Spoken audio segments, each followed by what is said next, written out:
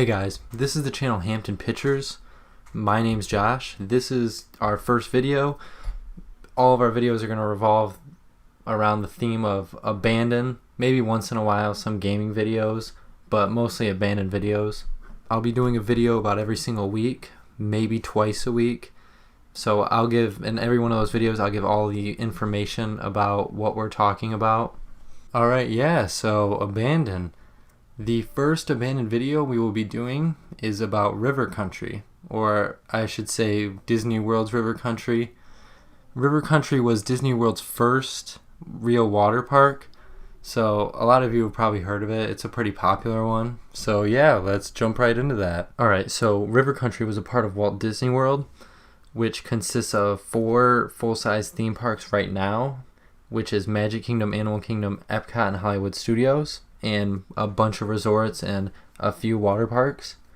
But around the time Disney World was actually introduced in 1971, I think, it was pretty small.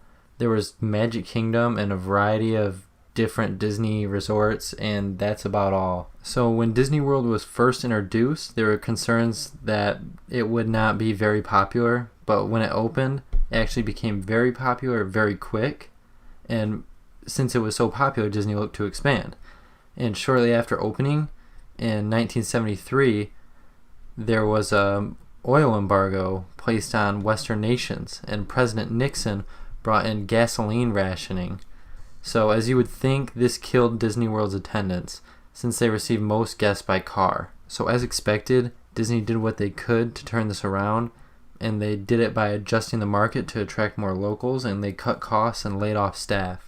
So the crowds eventually returned, as expected, and the oil embargo soon ended in March 1974, which helped Disney a lot. So after the embargo ended, Disney wanted to make an exciting but separately ticketed attraction. So they decided that they would build a water park, and the water park's name was River Country. Disney wanted to design the water park to fit into a certain theme like all of their parks do.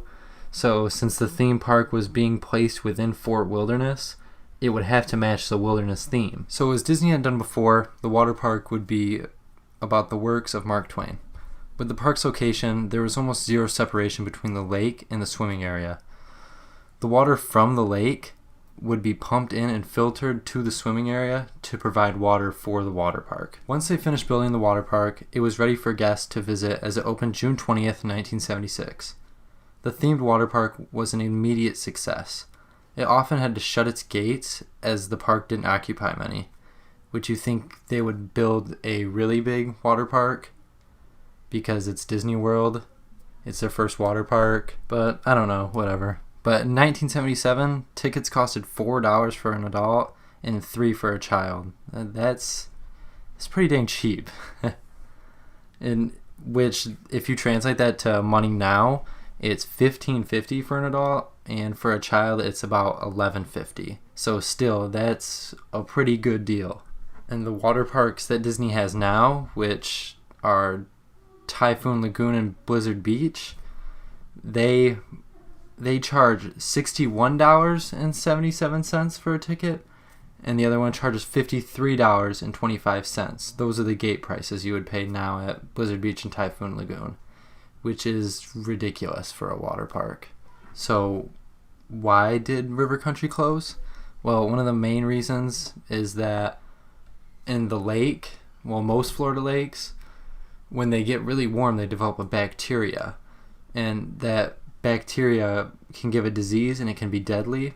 And an 11-year-old boy from New York that vacationed at Disney World and went to River Country got that bacteria and got a disease, and he sadly died. But there are actually a few other reasons why River Country may have closed.